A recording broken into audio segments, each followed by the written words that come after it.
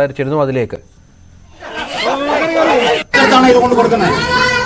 ഒരു പെങ്കൊച്ചിനെ കൊന്ന് കൊല വിളിച്ചവനെ വെറുതെ വിട്ട് കോടതി ഇതാണോ ചെയ്യുന്നത്? ആ ജഡ്ജി ഒരു പെണ്ണല്ലേ? ഇങ്ങനെയാണ് ചെയ്യുന്നത്?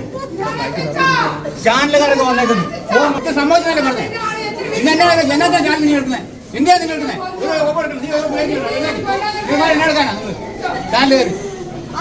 ചാനലുകാർ ഇത് കൊണ്ട് കൊടുക്കുന്നത്. ഒരു പെങ്കൊച്ചിനെ കൊന്ന് കൊല വിളിച്ചവനെ വെറുതെ വിട്ട് കോടതി ഇതാണോ ചെയ്യുന്നത്? ആ ജഡ്ജി ഒരു പെണ്ണല്ലേ? ഇങ്ങനെയാണ് ചെയ്യുന്നത്? ചാനലുകാരൊക്കെ വന്നേക്കുന്നു. മൊത്തം സംഭവിച്ചതല്ലേ പറഞ്ഞേ? ഇന്ന് ജനത്തെ ചാനൽ കേൾക്കുന്നത് ഇന്ത്യ കേൾക്കുന്നത്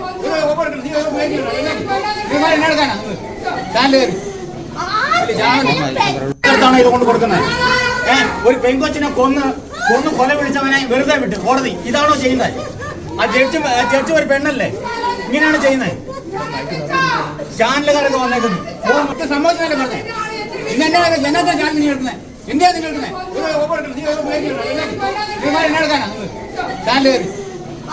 ചാനലുകാർ ഇത് കൊണ്ട് കൊടുക്കുന്നത്. ഒരു പെങ്കൊച്ചിനെ കൊന്ന് ടി ജി സജിത്ത് കൂടി ചേരുന്നു. സജിത്ത്, ഇത് പ്രോസിക്യൂഷന് തെളിവുകൾ കൃത്യമായി കോടതിയെ ബോധ്യപ്പെടുത്താൻ സാധിച്ചില്ല. എന്തായാലും പ്രതി എന്നൊരാളുണ്ട്, ഈ കൃത്യം നടത്തിയ ഒരാളുണ്ട്, അതിന് ശാസ്ത്രീയമായി അത് തെളിയിക്കപ്പെട്ടതാണ്. പക്ഷേ ഈ അർജുനാണ് ചെയ്തത് എന്ന കാര്യത്തിൽ അത് തെളിയിക്കുന്നതിൽ, കോടതിയെ ബോധ്യപ്പെടുത്തുന്നതിൽ പ്രോസിക്യൂഷന് വീഴ്ച സംഭവിച്ചു. റീഇൻവെസ്റ്റിഗേഷനാണ് ആവശ്യപ്പെടുന്നത്.